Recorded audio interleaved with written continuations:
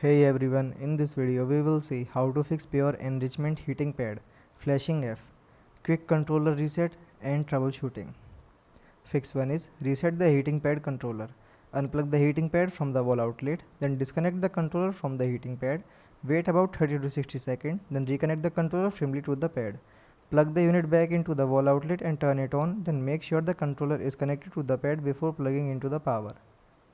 Second one is check the pad connection.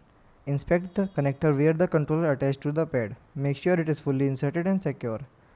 Third one, look for bent pipes, debris or loose connection. Third fix is try a different power outlet. Unplug the heating pad, then plug it directly into the wall outlet. Avoid extension cord, power strip and surge protector. Fourth one is check for overheating or damage. Let the heating pad cool completely, then lay it flat and inspect for fault, kinks or damage area. Do not use the pad if you notice exposed wire, burns or uneven heating. Fifth one is inspect the cord and controller. Check the power cord for cuts, fraying or loose connection. Make sure all controller buttons work properly. If the controller appears damaged, it may need replacement. Thanks for watching.